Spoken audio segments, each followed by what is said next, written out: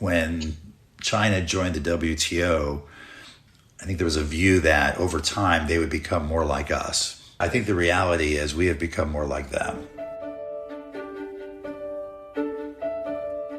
Hello, Stephanomics here, the podcast that brings you the global economy. And that was Michael Fruman, former United States trade representative under President Obama and a senior Treasury official in the early 2000s. Back then, policymakers in Washington tended to assume China would keep moving in the direction of freer markets, more open trade. It didn't. Well, not really. Instead, what we've seen is first President Trump and now President Biden intervening more in the US economy and putting more constraints on global trade. A speech a few weeks ago at the Brookings Institution, a US think tank, by National Security Adviser Jake Sullivan crystallised for me the different philosophy now underpinning US economic policy, at home and abroad. Much of the international economic policy of the last few decades had relied upon the premise that economic integration would make nations more responsible and open, and that the global order would be more peaceful and cooperative. That bringing countries into the rules-based order would incentivize them to adhere to its rules. It didn't turn out that way. In some cases it did, in a lot of cases it did not. No one, certainly not me, is discounting the power of markets. But in the name of oversimplified market efficiency, entire supply chains of strategic goods, along with the industries and jobs that made them, moved overseas. And the postulate that deep trade liberalization would help America export goods, not jobs and capacity, was a promise made but not kept. Well, Sullivan says a lot more in that speech. She also talks about a foreign policy for the middle class. But what I found maybe more striking than the content was just how many different people seem to have noticed it. In the 2 weeks after it was delivered, a Scottish trade unionist, a London investment fund manager, and a colleague in Singapore all spontaneously mentioned it to me. And my sister. That doesn't happen very often. So I was interested in what Mike Fruman thought of it, whether he was worried about where all this talk of decoupling in the global economy, active trade and industrial policies might lead. Our conversation you'll hear in a little bit, but we're not all talk on Stephanomics, so no. We go out to see for ourselves, or at least my hard-working Bloomberg colleagues do. In this case, our economic statecraft expert, Brendan Murray, went to Tangier. Because if the world is decoupling, if globalization really is going into reverse, someone forgot to tell the Moroccans.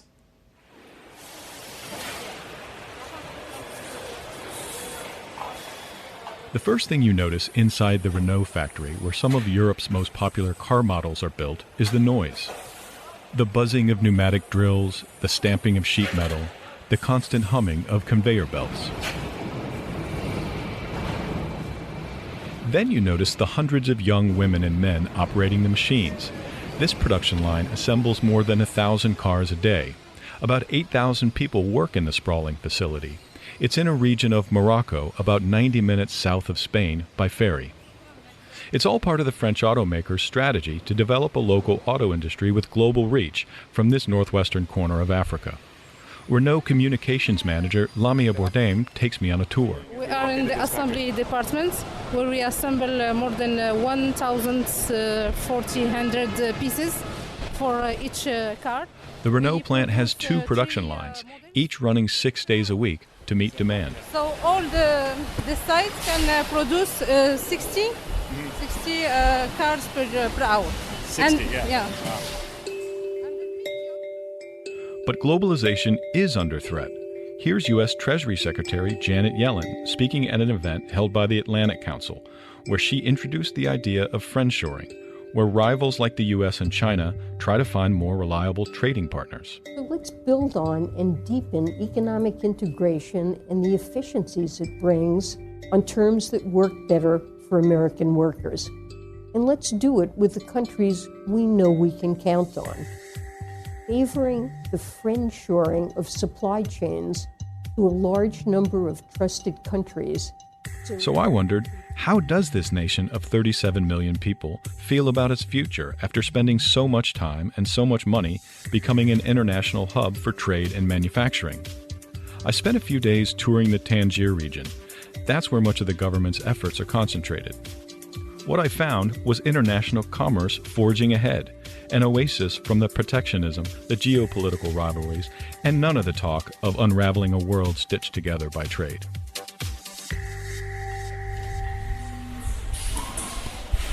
So as I said, we're pretty diverse. First, I went to an American company called Poly Design Systems. It's an auto supplier that produces parts like sun visors, headrests, and center consoles in the Tangier Free Zone. The general manager, Julianne Furman, showed me around. It's really a bustling place. Yeah, it is. As we toured Furman's facility, which has grown from 50 employees 20 years ago to 1,600 today, it was hard to fathom untangling the company's global interconnectedness. Moroccan workers here are operating Swiss or German or Italian-built machines. Some newly stitched steering wheels were being shipped off to Portugal. Other parts were headed to Morocco-based customers like Stellantis or Renault, or further afield to Jaguar Range Rover or Volvo. All told, the company's reach extends to 26 countries. In her office, Furman described an environment in Morocco where Chinese companies, Indian companies, and even Russian businesses operate alongside their European and American rivals, oblivious to the friendshoring talk from politicians in Washington or Brussels. I mean, you don't have any of this type of political discussion or tension, but we're all kind of just doing our business and shipping our parts, you know. To attract foreign investment, Morocco has several enterprise zones within an hour's drive from the northern city of Tangier that offer incentives for foreign investors like tax breaks, construction deals, and streamlined paperwork.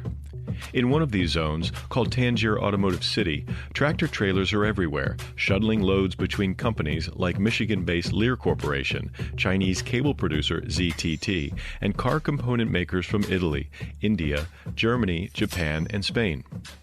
I spoke with Ahmed Benes, who oversees the Tangier Med zones. Tangier Med Zone started its activity in 2000, and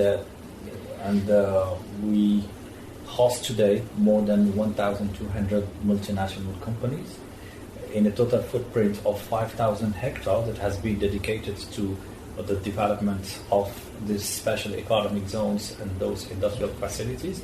2,500 hectares have been already developed. The remaining footprint are under development and will be developed in the next 5 to 10 years. None of Morocco's industrial development would be possible without the expansion of its biggest container port, called Tangier Med. It's become one of the world's most connected gateways for global markets and ranks 4th overall in the World Bank's Port Performance Index, well ahead of even Singapore or Hong Kong. The Danish shipping line Maersk has invested more than €1 billion in its terminals. So I spoke with the CEO of the Tangier Med Special Agency, Mehdi Tazi. He oversees the region and explained to me how the whole ecosystem aims to boost the nation's economy with foreign capital and ultimately good-paying jobs. 50% of the entire Moroccan import-export flows through the Tangier Med port. That's on the port side. Now on the industrial cluster platform, obviously the direct impacts on the Moroccan economy are the contribution to GDP and jobs. We have notched up 90,000 jobs, and that by itself is of course a breakthrough. Sure. It's in industry, it's not in service, it's not in tourism. This is pure industry. Excellent. Along with success have come strains on one of Morocco's biggest resources and selling points, a young and eager workforce. In Morocco, the average age is 29 years old. That's on par with Mexico and India. But in Japan and Germany, it's in the high 40s. In Eastern Europe, the average age is in the low 40s, and in the U.S. it's 39. Even with all the industry jobs, youth unemployment hovers around 25%, according to the World Bank, and the jobless rate countrywide was almost 13% in the first quarter. Morocco's public transportation also needs help. Each day at Renault, for example, some 150 packed shuttle buses bring workers to and from their shifts at the assembly plant, adding traffic on the roads, pollution in the air, and round-trip commutes of 2 hours each day for many of them. So more affordable housing is needed near the industrial zones. The economy could benefit, too, from more women participating in the labor force. Here's World Bank economist Federica Marceau. Clearly, the short answer to your question is no. Currently, the labor market doesn't seem in great shape to pick up this challenge. It is one of the priorities in the new development model. And so the government is trying to to solve the puzzle in a sense. Companies in Morocco also need help shifting away from fossil fuels for their energy needs, or risk losing business to jurisdictions that can do it faster. Here's Julianne Furman again from Poly Design. I think on that note, there needs to be movement, and very, very quickly. It should be feasible. You probably see all the press information on renewable energies, whether it's solar, wind, or green hydrogen. But I think we need to move much more quickly, or we're going to lose our competitiveness. From Polydesign's standpoint, it's something that I want to use as a competitive advantage against our competitors. But it's going to be difficult because our competitors are in Europe, mostly Eastern Europe. They receive help and financing from the European organizations, and they're moving very quickly, and it could very easily freeze out Morocco. After a few days traveling around Tangier Med, a couple of things were clear. Morocco's fast growth has stretched the local workforce, and businesses need more tools to adapt to climate change. But it's also a place where U.S., Chinese, Spanish, or Indian companies are coexisting, competing, and even collaborating. Here in Morocco, they haven't turned inward like many other countries have when it comes to trade, but are banking on globalization to thrive into the future, so their economy can too. From northern Morocco, I'm Brendan Murray for Bloomberg News. Now, I'm very pleased to talk about some of these shifting currents for global trade and economic policy that Brendan mentioned there with someone who's witnessed close hand the machinations of international economic policy in his various incarnations, Michael Froman. We both worked together, as it happens, in the Clinton Treasury a long time ago in the late 1990s. Then I slunk back to journalism, but he went on to be Deputy National Security Adviser and then US Trade Representative under President Obama. He's been, until very recently, a Vice Chairman at MasterCard, but in a few weeks he will be taking over what I think one would say was America's most illustrious foreign policy think tank, the Council on Foreign Relations. Mike, thanks very much for doing this. I don't have to quite call you Mr. President yet. Thanks for having me. It's good to see you. We've got lots to talk about, but I wanted first to ask you about that speech that National Security Adviser Jake Sullivan made a few weeks ago at the Brookings Institution in Washington. It's a speech that seems to have been heard around the world, or at least in some surprising corners of it. And I think that's perhaps because it seemed to capture quite how much has changed in US thinking about international economic policy since the years of President Clinton or Obama. So what did you think about it? Well, first of all, I thought it was really a quite artful speech, and I think I agree with much of it. I think for those of us who've been involved in trade, we've often made the point that trade policy can't exist in a vacuum, that trade policy needs to be paired with robust domestic economic policy, because we all know that the benefits of trade are broadly shared, but the negative impact or the dislocations that come with trade or can come with trade are more acutely felt.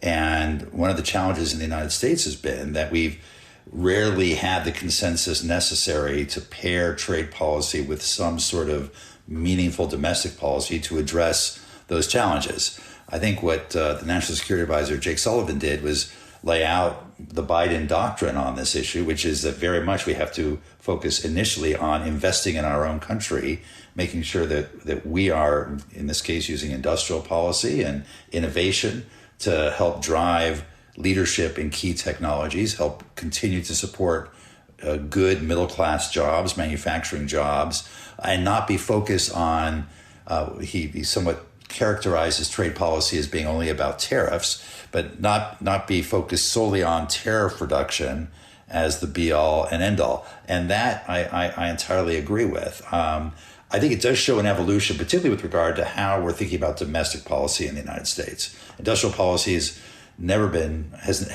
not been popular until recently in the United States.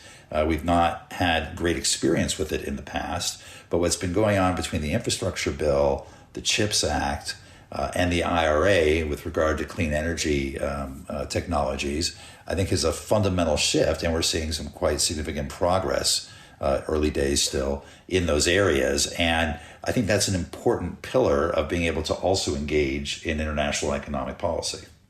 Well, it's interesting, and you mentioned at the start the sort of the fact that trade policy, you couldn't exist sort of in a vacuum. And there's a very striking phrase in the speech, which is, the postulate that deep trade liberalization would help America export goods, not jobs and capacity, was a promise made and not kept. I mean, that's quite an indictment. That's saying, the promise that was made to people in signing up to these trade deals was just not kept. So I think there's always the risk that trade deals are oversold. I'm not sure I agree completely with that assessment. The U.S. has relatively low tariffs. It's an average tariff of about 2.4%, so much lower than the global average, much lower than most of our trading partners, which means when we engage in a trade negotiation, they are reducing tariffs far more than we are, which at least theoretically should help us promote our exports to that country. It's reducing a barrier. They already have access to our market, and we are now getting access to their market. And the fact that our exports continue to grow, both in services and in goods, I think is a testament to that. What Jake also refers to as the China shock in the paper, and the impact that the China shock had on the United States manufacturing sector. That wasn't the result of some FTA. We weren't giving China preferred access to our market. It was the fact that they were a low-cost producer, that American companies decided to move their production there in the late 1990s and early 2000s, and that had a very significant impact on the U.S. manufacturing sector. That cannot be denied, but that's a separate issue from trade liberalization or FTAs per se. And I guess we should talk about that sort of broader premise underlying a lot of the international economic policy, certainly in the Clinton White House and to some extent Obama as well. Jake Sullivan refers to it. He says much of the international economic policy of the last few decades had relied upon the premise that economic integration would make nations more responsible and open, and the global order would be more peaceful and cooperative. Bringing countries into the rule-based order would incentivize them to adhere to its rules. It didn't turn out that way.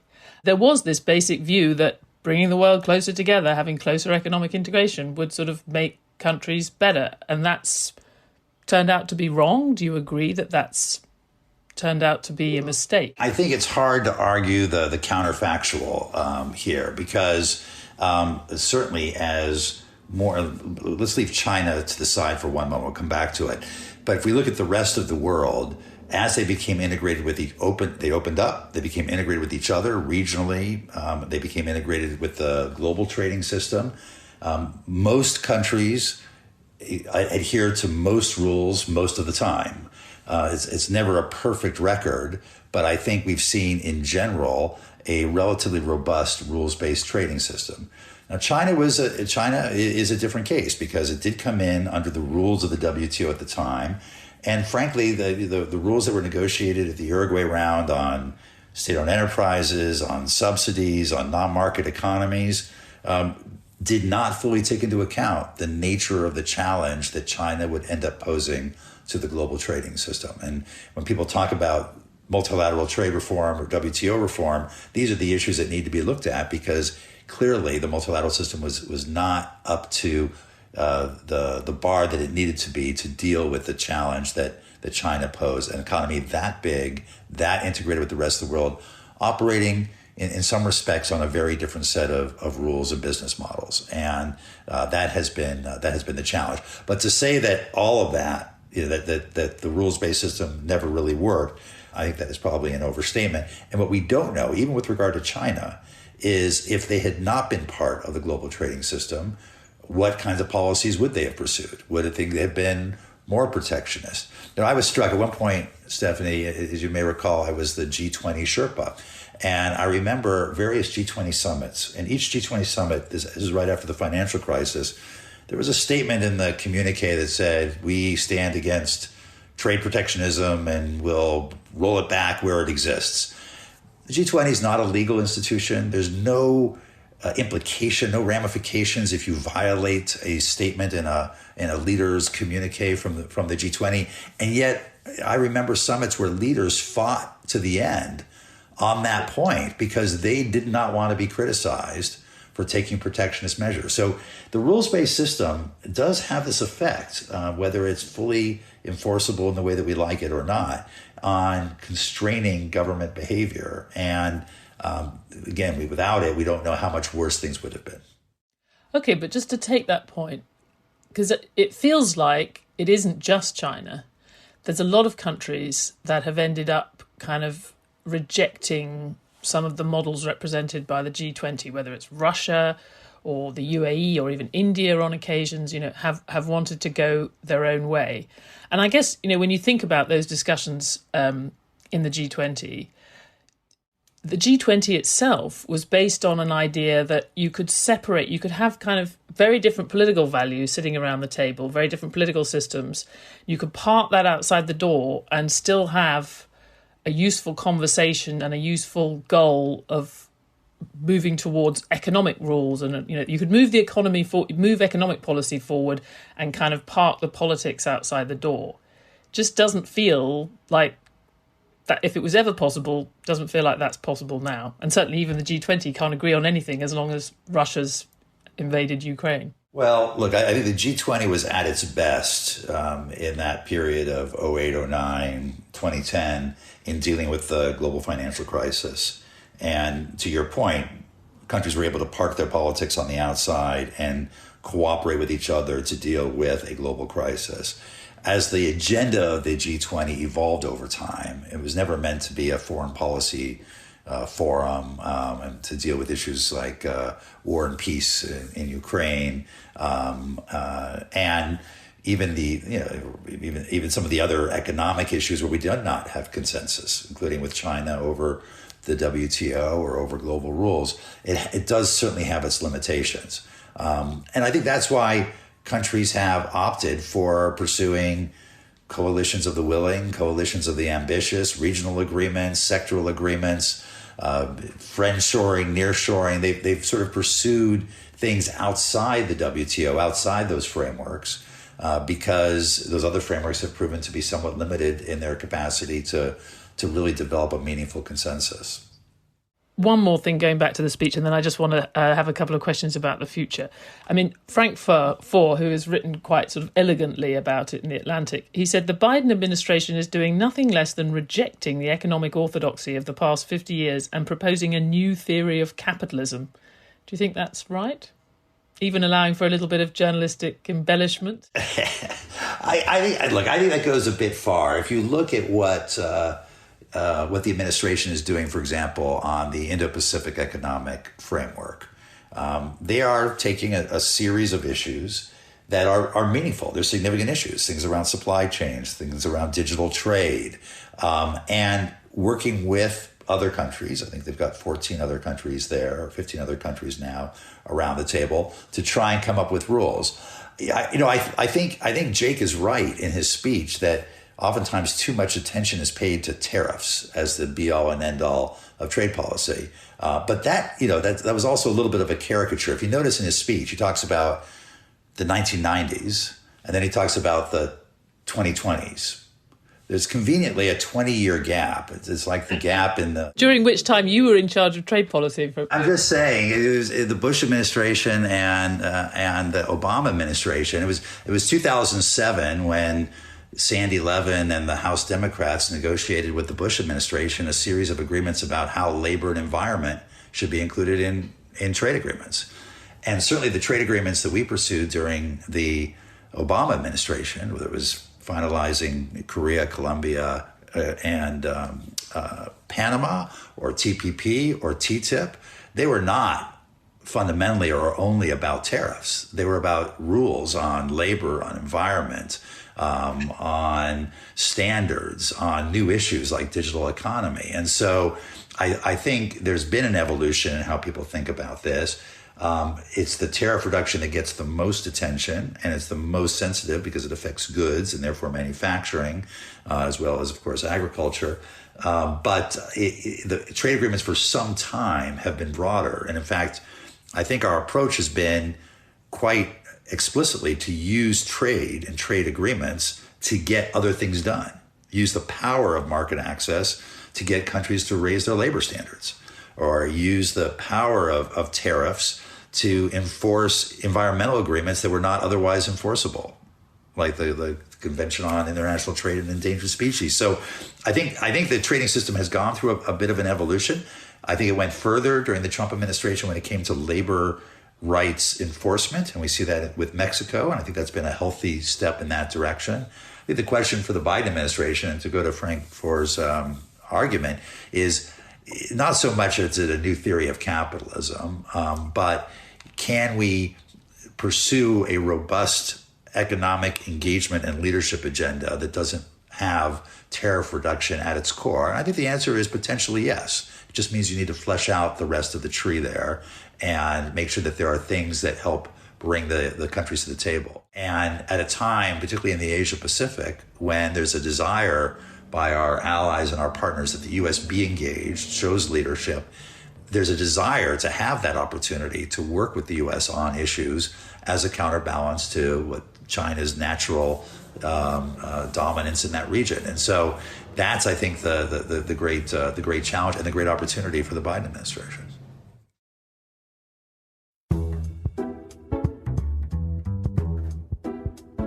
So if you're US trade representative now, what is your job? I mean, you're not doing, President Biden has suggested anyway that free trade agreements are not really, they're a kind of old-fashioned tool, I think he said. We certainly don't have a great lot of energy around the World Trading or WTO, World Trade Organization anymore. So what's your job now if you're USTR? I think you work quite innovatively with like-minded countries, and like-minded broadly defined. We don't have to agree on everything. It doesn't all have to be democracies. I mean, there can be a wide range of countries, I think, inside the tent, on concrete ways to address common international economic issues. So supply chain resilience, making sure that there's redundancy and diversification and security in our supply chains, access to critical minerals and critical materials, cooperation in R&D around the most important technologies. Rules around the digital economy. Every country's wrestling with this. The most recent issue being AI, but even before ChatGPT hit our screens, we were dealing with issues around data and how should data be protected and treated, and privacy issues, data localization requirements. What kind of effect does that have on the business models? How do countries and governments benefit? How do individuals benefit? So lots and lots of issues like that governments really do need to work together on. Otherwise, we're going to have really a balkanization of rules. I was going to ask you what you thought the risks were. If you have this kind of robust approach to industrial policy and a slightly more nuanced approach to international trade policy, what are the risks? I mean, I wonder about is just the number of politicians now all around the world thinking, great, I'm allowed to get my hands on all the strategic industries. I can just say I'm doing industrial policy just like the Biden administration. Well, there is a bit of an irony here that when China joined the WTO, I think there was a view that over time they would become more like us. And I think the reality is we have become more like them. And so we're now following their lead on industrial policy, on protectionism, on a variety of measures, restraints on foreign investment and the like. That's just the reality, I think, of feeling as though since they weren't becoming more like us, that it was an unlevel playing field. And since we have very little control over what they do, we only have control over what we can do, and that this is what we need to do.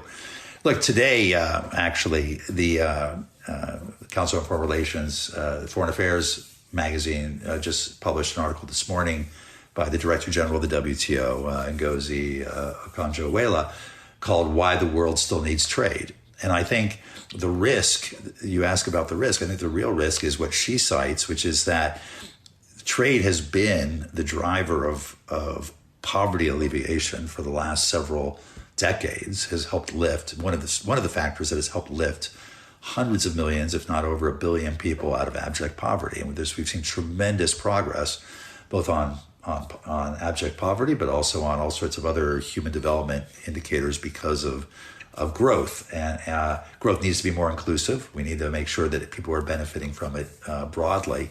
But we've seen backsliding with the pandemic, with countries pulling apart. I think the biggest risk going forward is that, in fact, trade does not contribute as much to that kind of positive economic development, and that we see more people falling into poverty.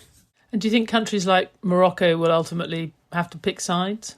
You know, I don't think so. I mean, I think the issue of decoupling and pulling apart to two great blocks, I think that's, again, a bit overstated. I think we're going to find where there's de-risking or even a bit of decoupling, it's over a very limited set of technologies, not broadly. We're trading more. The U.S. and China are trading more. And Jake says this in his speech.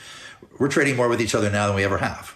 You know, despite the protectionism, despite the tariffs, despite the tensions in the relationship, our bilateral relationship economic relationship is deeper and broader than it's ever been. And so I don't think countries like Morocco are going to have to pick sides, one or the other, with the exception of some very discrete technologies, whether it's in the telecom area or the semiconductors or maybe in some of the clean energy technologies. And I think we need to make it attractive for them to pick our side. I think one of the challenges we have is in Washington right now, there is a robust bipartisan consensus on the nature of the China problem. There is less serious thought and consensus going into where do we want this relationship to go in the future? What is the new equilibrium that we want to establish with China? And that's important, not just so that we know where we're going ourselves, but I think in our conversations with Europeans, with third countries, they don't want to be put in this position of having to choose. And they understand and in many respects share our concerns about China, but they haven't yet seen what our vision is for the future. And of course, the other question in their minds is who's going to win the next election. So what in this approach that we've talked about for the last 20 minutes or so changes if there's a Republican president from January 2025, stepping back from who it might be? I think one thing that the Biden administration has demonstrated is that there's a fair degree of continuity between one administration and the next when it comes to the diagnosis of the problem and even some of the responses. So the Biden administration has embraced the U.S. Mexico Canada agreement and the labor provisions of that. Of course, I mean it's a good agreement. My guess is a future administration would continue to embrace some of the industrial policy that the Biden administration has launched, the investment in chips, in infrastructure, in electric vehicles, and the supply chain around electric vehicles. So I think there's just a lot of continuity at this point on these questions.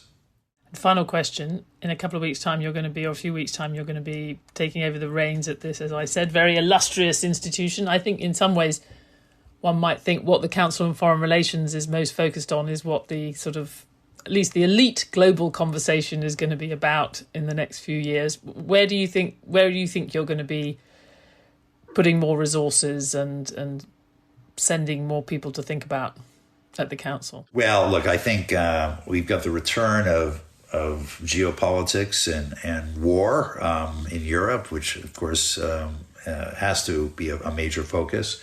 We've got the rise of China and the whole management of strategic competition. I think that's an area that will need a lot of focus. And then I think the whole area around technology and foreign policy, technology and national security, I think we're just beginning to scratch the surface in terms of what impact AI, quantum computing, synthetic biology, other new innovations in the technology and science area are having or could have on international relations, on global governance and the like. So if you're good on those things, get your resumes into the Council on Foreign Relations in the next few weeks. Michael Froman, thank you very much. Thanks for having me.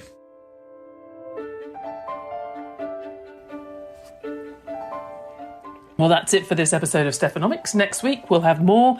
But in the meantime, you can get all your economic insight and news from the Bloomberg Terminal website or app.